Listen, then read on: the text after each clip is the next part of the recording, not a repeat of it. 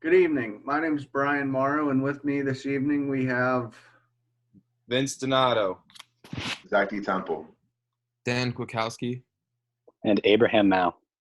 and we as a group have put together a Pittsburgh Steelers Diversity Handbook.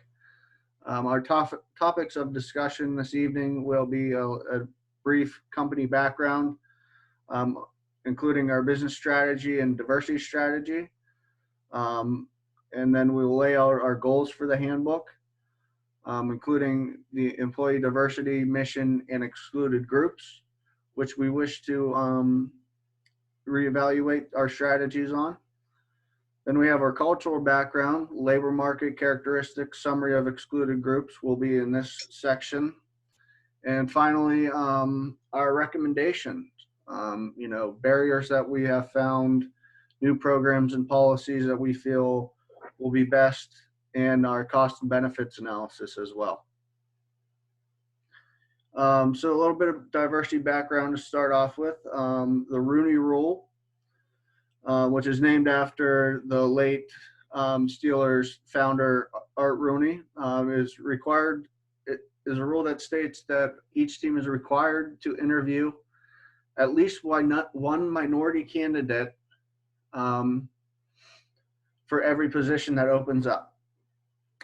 Clubs must continue best practice recommendations in considering diverse candidates. Clubs must maintain complete records and furnish the league upon the commissioner's request of those records. If the final decision maker is involved in the beginning, they must be involved throughout the conclusion process as well. With that being said, as the Pittsburgh Steelers, we have Mike Tomlin as a head coach, he has been one of the best head coaches in the league for a number of years now. He is one of the best three minority head coaches currently in the league. And in our front office as a staff,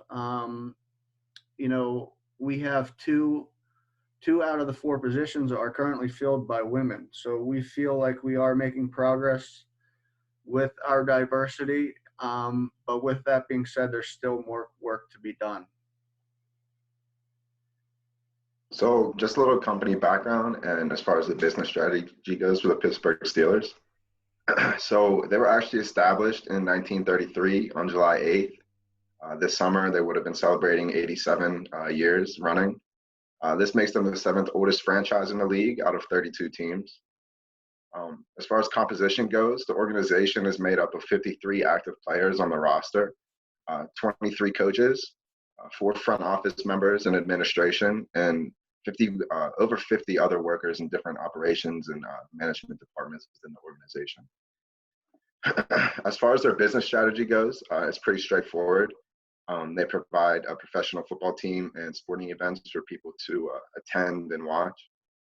The revenues are generated from ticket sales, TV deals, merchandising sales, concessions, and a lot of other business operations from that. In 2018, it was recorded that they brought in about $439 million of revenue. Overall, they're a generally profitable team and popular team for that matter. According to Forbes, they're worth $2.8 billion, which makes them the 14th highest football franchise, ranking them around upper middle of the pack in the entire league. They also have a pretty wide fan base globally, so they have a stretch around the whole world. The goal for this handbook is we're really targeting the excluded groups that are in the organization. We like more Black men and women to be part of the organization. The audience for a handbook is the Steelers owners and their executive decision makers, like the administrative people. The Steelers are already a pretty diverse organization, so really what we do want is maybe like more women in like designing purpose jobs, maybe like social media, because there are a couple jobs in there, and through our research we saw it was mainly men, and I think women would be great for like social media purposes with football. I mean, they're great at designing, they have different creative thoughts. Mike Tomlin makes sure that his staff is always diverse. He is a huge supporter of the Rooney Rule, so he's always on top of that. Like I said before, we do need more women in this organization. Like I said before, women do bring different ideas to the table, especially with creativity purposes that men can't. And I think in the long run, it'd be great for the Steelers as a whole.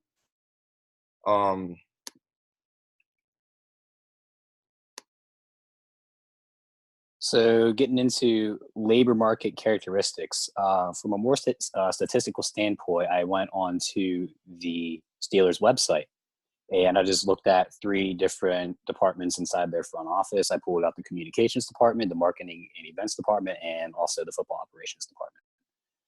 In the communications department, there are 5 positions which are obtained by 3 men and 2 women. The marketing and events department has 6 positions obtained by 5 men and 1 woman. And the football operations, that department, it has 20 positions and is obtained by 19 men and 1 woman. And this chart just gives a more visual representation of the difference between the men and the women inside this department. And here we'll look at white men versus black men in the same 3 departments. In the communications department, there in the 5 positions, 3 of them are men, and there are 3 white and 0 black. In the marketing and events department of the 6 positions, 5 men, 4 white and 1 black. And in the football operations department of the 20 positions, 19 are obtained by men, which 13 are white and 6 are black. And this chart just also shows a more visual representation of white men versus black men in these 3 departments. And for the summary of the excluded groups, for women, here we see throughout the organization, there is a good mix in the different positions, but there is still an evident difference between the ratio of men and women. And for black men, there's a very good mix in the coaching staff and the roster, but lacks in operations and admissions part of the front office. And just overall, it's a bad message to the public. And with how diverse the organization already is with its players and fans, the Steelers do not want to hurt the reputation of being one of the most diverse teams in the league.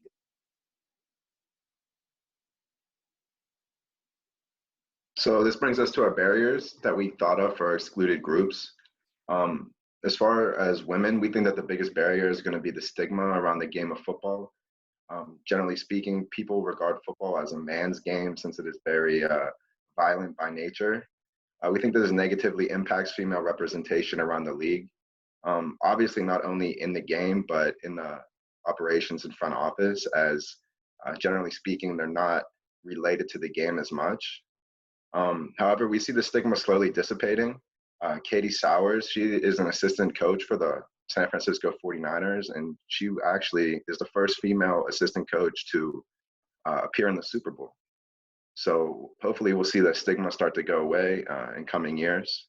As far as barriers for ethnic minorities, we think that the big ones are going to be racial stereotyping and profiling, and some education issues.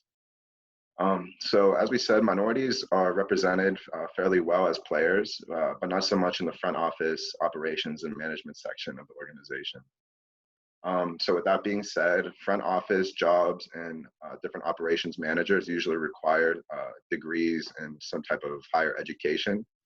And according to some research, some college graduation rates, so white and Asian people graduate at about a 63%, while Hispanics graduate at 46% and African Americans around 39%. So we think that this may affect some chances for them to get jobs within the operations and front office. And here we get into the new programs and policies. These are the 4 programs and policies that we came up with. First, extend the Rooney Rule to the front office. This is because the front office lacks this rule, and extending it will increase diversity throughout the organization.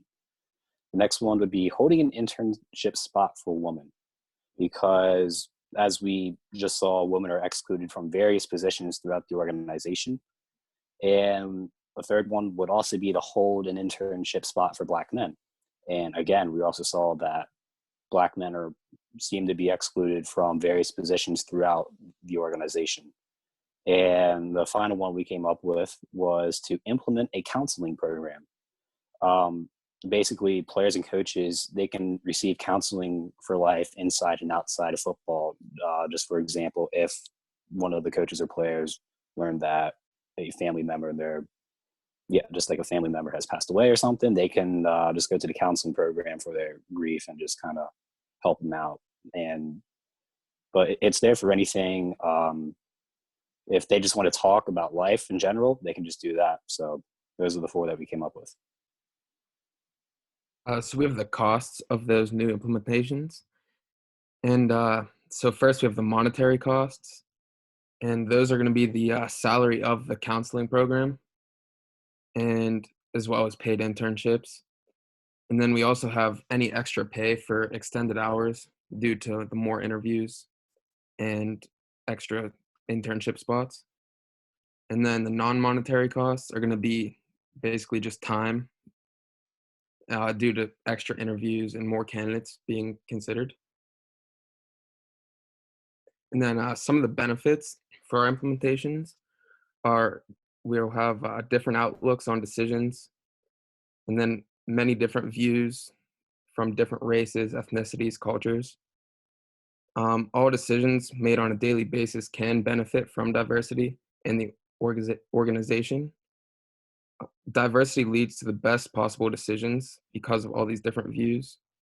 And then players and staff will also benefit from being able to utilize the counselor.